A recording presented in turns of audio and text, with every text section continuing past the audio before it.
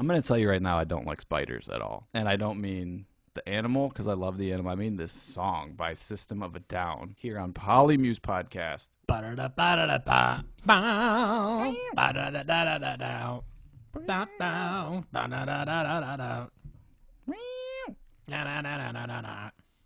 Yeah, well... Can you welcome us in? Yeah. Who are we? Where are we? What are we doing? What's going on? I'm Michael. I'm in a chair. I'm in a house and a home in the cold. Oh, my goodness. I'm in the same house in the cold with the man here himself, world-famous celebrity singing podcast host.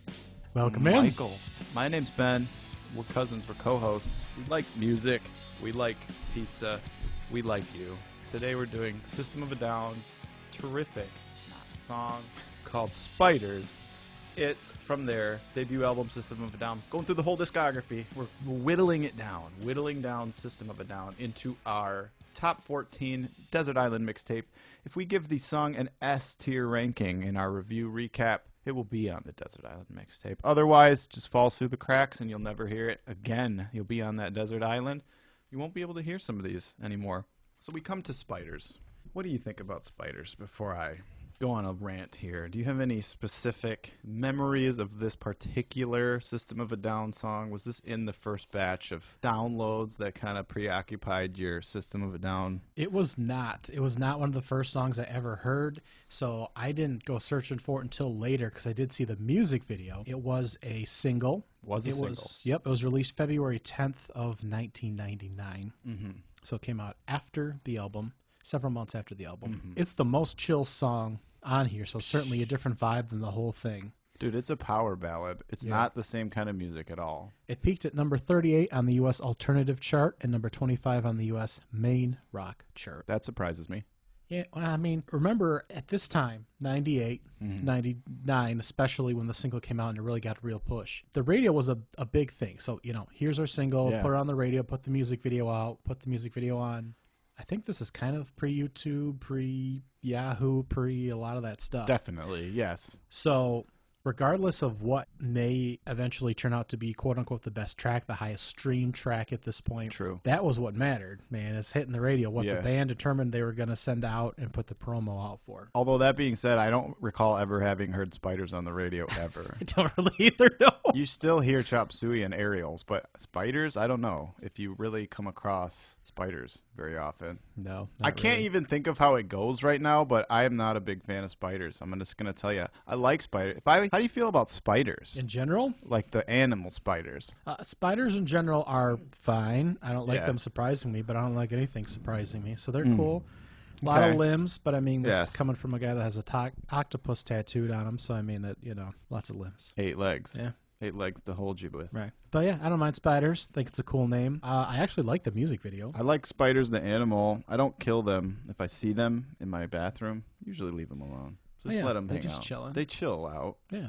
They got a lot of legs, but they're not a problem per se. This song is a problem per se. I skipped this song. I'm just saying. I mean, I know I'm tipping my hand early. You don't know what I graded it, but you know that I was pretty sure you tanked this song. Okay, so you already knew. In my mind, I was just like, Ben dropped this. It was like a D on Ben's scale, but... So you know my taste pretty well by now on the Polymuse podcast. Yeah.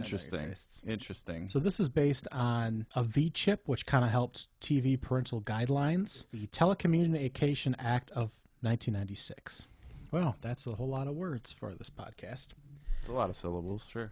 Basically, it was a chip in TV remotes that helped give control over airwaves and what you were seeing on your television. Mm-hmm. And they somehow wormed that into this song here and this music video, which is very watery and limbs and materials and creepy looking, and put it into this kind of girl who's sort of getting overwhelmed and getting, different things pumped into her, getting manipulated. And it's a whole play that this chip that was, under the guise and probably used to help control what you're getting on your television, that, the government was controlling what you're doing, what you're looking at, and that's probably have their hand in too much is the general idea here. So it's the spiders coming through the airwaves, coming through. Pretty much. Coming through your TV. Overreaching. Okay. Sticking their arms where they're not supposed to be. Yep. Their hairy, scrabbly little, just tickly arms like spiders got. They tickle you. What do they say? You like eat spiders in your sleep or something? Or you Well, consume a certain amount of insects while you are sleeping? then there's a thing that came out and said that's not true. That it's so not true? who I think knows? I do, though. Do I feel like I eat. those hairy tickly spiders? Yeah, they tickle a little bit, but, you know, I don't got a problem with them. I got a problem with this song. All right, well, we'll play it and then we'll talk about Here, it. let's play it. So how's that for a power ballad? Rick Rubin should be proud. We gave him a lot of crap over the Linkin Park season 1 of Polymuse for, as far as we can tell, essentially encouraging Linkin Park to write thousands of power ballad songs where it never changes, it just chugs straight ahead, stays at kind of a medium level of intensity, but kind of just stays in that emotion, just pummeling you with it. Definitely a power ballad. I'm just guessing, but, you know, I bet you Rick Rubin said, why don't you have a power ballad? Try it. And they did. And I'm not sure if it was really that big of a hit. I don't know if people remember this one or not. I went back and forth on it a lot, and I moved it around my grade scale and how much I liked it because, like I said, this wasn't a song that I listened to a whole lot. But, you know, I ended up moving it down quite a bit. Oh, really? Yeah. I like the imagery. I like that they have like a more chill song a little bit, but it still wasn't a great display of Serge's actual singing ability. And it was kind of, for the most part, up until the guitar bridge, almost a transition towards the end, guitar solo. Mm-hmm. It's a very one-note kind of song. Yeah. It's just very monotone. Yeah, not my thing. I don't think they needed a power ballad. Like, ever, really. They wrote some they've got some that are kind of medium, like not really as straight ballady as this, where they really got the hang of it on some of their later albums, but I'd skip it, dude. I don't really want this in the middle of my self-titled System of a Down for the most part. Maybe I'm way out of pocket. Like, I just have never really met a huge fan of this particular song. And, you know, just to me, it's like, this is a really forgettable one. We drop in with a traditional verse. We have 2 verses, and we go through the chorus a couple times. We have an outro. And there's not a ton of... I mean, there's variance in the chorus. We have real... You know, it's a traditional, we drop in and have 2 verses, and then the chorus. And, you know, you can interpret this different ways if you chose to, but this is one of the tracks that it's kind of straightforward, referring to, you know, the TV control as we stated. But, you know, the piercing radiant moon, the storm of poor June, all the life running through her hair, and it's in regard to a young woman having a V-chip installed in her head and being manipulated as almost as if she was the TV remote, which is kind of a weird comparison. We're not that far off, though. Didn't Elon Musk say that he was going to invent a chip that goes inside of our brains, like, in the next couple years? So you're saying they were 20 years early. Dude, speaking of early, look at this music video and tell me, like, this came out in, apparently, we're trying to track this here, because you look at this video, this is The Matrix. There's stuff in here that's the movie. There's stuff in the Spiders music video that looks exactly like scenes from The Matrix, which came out the same year. Apparently, Spiders, the single, dropped the month before The Matrix, the movie, came out. Yeah. So I'm trying to figure out when the video would have hit. It's like, who ripped... Obviously, the Wachowski brothers did not rip off System of a Down because they had been making the film for who knows how long, like up to that point. But is it parallel thinking? Did they somehow see The Matrix early and then made their own thing? Or it's just wild that the 2 different creative forces that were on to like very similar imagery at the exact same exact month of the year.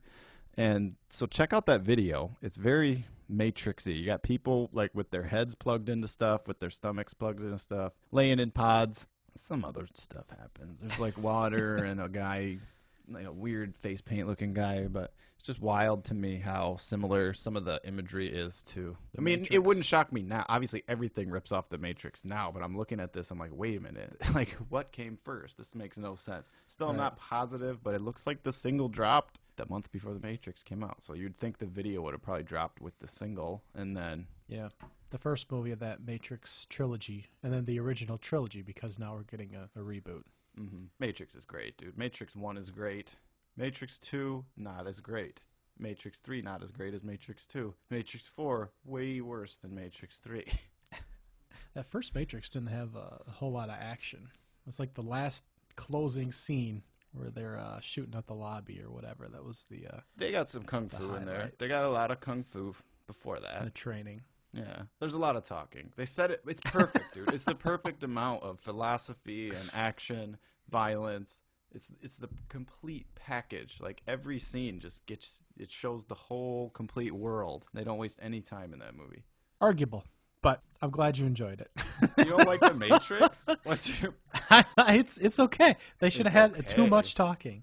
Too much They talking. gotta explain to you how people live in the pods and everything. It's a lot. Yeah, they spent 3 movies doing it. It's all No, right. the I get second it. ones don't explain anything. Well, they talk and they make it way too complicated in the rest of them. Yeah. The second Yeah. one, it's a More lot of- fighting and keep it simpler. Yeah.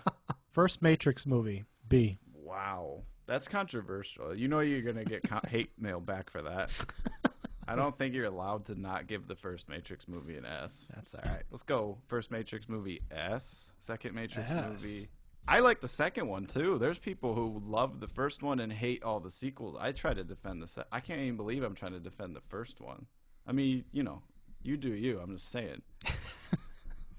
I never heard that one. But people hate on number 2 and 3 all night long. You hear that all night long. Yeah, when you're you at do. the Matrix Club, at the Matrix Matrix convention, Club. at the Keanu Reeves. When you unplug for the day. enthusiast. I unplug from the Matrix every day, and I go and I see Keanu Reeves, and I mail him boxes of motorcycle parts directly to him. This is true. Goodness. This is all true. Fact check me. Okay. Well, yeah. Well, that's weird, dude. So what? You're gonna tell me you like spiders too, aren't you? I'm going to tell you, okay, my spider's grade is a B. Oof. Yeah, that's way too high. But anyway, I am going to project that your spider's grade is a D. D, straight D. Straight D. Just straight. Just give him a D. Yeah. D for disgusted with this entire piece. Didn't like it as a kid. Don't like it now. Didn't need it. Should have been like a B-side experiment. Are there any elements that could have moved this up, or is this just plain a throwaway? Nothing really redeemable here. Write a couple more riffs. Change up the rhythm. It's just not really like what I like about System. Right. I like their really choppy rhythms. I like their just like really pounding riffs, and the vocals are not very. They don't vary. They are not very varied. He kind of just does it, which whatever. I mean, he does a power ballad thing, but on these other songs, like we said, you've got screaming and crying and whispering and high vocals and low vocals and different characters singing different parts. Could have mixed it up like that. Very kind of one note for the most part. And if you didn't have the, the guitar breakdown, this would be dropping for me too. Yeah, you liked that breakdown. Well, I kind of like, I don't mind. Well, I do mind that it is one note, but I kind of like that it's when you listen to it, knowing the title and now knowing the music video. I guess if you didn't know the music video, it does kind of feel eerie to me. Yeah. And I don't know. I like the progression of it. So it cultivates a mood, a I think specific so. atmosphere. It is kind of a unique track. But Maybe. But yeah, it's not System of a Down. No. And if you're so far off track, it kind of has to be a really quality piece for what it is if you're moving way off base into something unfamiliar territory. But I did. I gave it a B, above average. I would listen to it. I would not skip it. And that's where I'm at on this one. Good old spiders. Nasty old, dirty old spiders that I don't want around me. The other kind, the real spiders, they can hang out around me. They can chill around me. Not the end of the world at that point. So kind of the first real dud of System of a Down so far for me. It'll be interesting to see if there's some other redeeming power ballads, maybe certain aspects they could improve, making some better power ballads as they go along in their career. We're 4 tracks in, go from an S to a D. Sometimes that happens. Sometimes you got to take a risk and see where you land on something like that. So the first real bomb on your behalf of this album. We'll see what your first D is. Yeah. I'll try to predict. I have to look at it in between. I'll have my predictions of which songs Michael will have high and low rankings for as we go along. We'll see if we can predict each other's musical taste. That could be an interesting side portion of the format of the podcast. You got any yearly 1998 facts to hit us with to kind of bring my spirits back from such a depressing song? Do you got anything funny that happened in 1998 that you can hit me with? I've got a random one for you. Okay. Speaking of shows and going to live shows and smoking at shows and drinking at shows. Mm-hmm. Well, California was the first state in 1998 to ban smoking in all bars and restaurants. Wow. Yeah. And now it's pretty much... The state of Michigan that we're in Yeah. didn't ban it until 2009, but various states, between 1998 and now, banned that in indoor venues. That's just weird growing up and going to bowling alleys or literally anywhere and having people smoke. Smoking or non-smoking. Now, when you go to outdoor shows, that's one of the few times that smoking in a large group is a normal thing. My dad talks about smoking on airplanes. He talks about people smoking in classrooms. He talks about doctors coming into the exam room, smoking a cigarette, and doing the examination. Yeah. This is my dad talking, so not that much.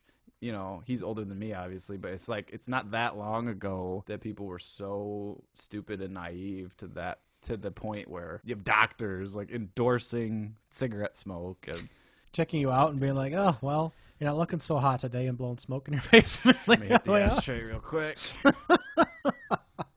Yeah, just a fun little random fact for you there. It's sporting news. Michael Jordan, the famous old Michael Jordan, won his 6th ring in 8 years, and his final ring is the Chicago Bull as well that year. So that was the end of the really good times there with MJ, which seems like forever ago now. But, of course, he's immortalized and has all the documentaries coming out about him. There was a really good documentary I saw where he met Bugs Bunny. That was like stellar. Stellar, yeah. Had a follow-up I heard as well with a newer basketball player named LeBron. It's a sequence of events that really took place. Yeah. Documented in film and song. Yeah. Film and song. Outstanding cast. All right. Thank you. This has been Polymuse. It certainly has. Yes, this is Season 2, System of a Down self-titled album is where we're currently at, the debut, and we will hit you back later with the next song on the album. Let us know your favorite place to listen to Polymuse. Is it in the rain? Is it on a plane? Do you listen to Polymuse while you eat breakfast? Have you ever listened to Polymuse on your roof? Give it a try. Start all the way back in Season 1. Try it out. Sit on your roof. Try it out different. Sit in your backyard, sit in your side yard. Is it winter? Tell us. Send us a comment. When you hear this message, could be now, it could be in the future. Could be in a time capsule. This could be aliens hearing my voice in a matrix inside of a computer in a virtual reality simulation created by machines, designed solely for the purpose of confusing me into participating in a podcast such as this. And I find that fascinating. And I hope to see you all next episode. We'll be covering some more music for you, which we enjoy. We'll be having more controversial film opinions, shocking, frankly, opinions about American cinema. So next time we will cover D-Devil. That's double D. Double D-Evil. And Hoyle. Which was the original name for the band. So yeah, we'll do a 2-part, 2-track, 2-heart, 2-slap episode of the Polymuse experience, the Polymuse lifestyle, the Polymuse shopping home goods network that you know and love. We'll talk to you soon, and we will love you forever.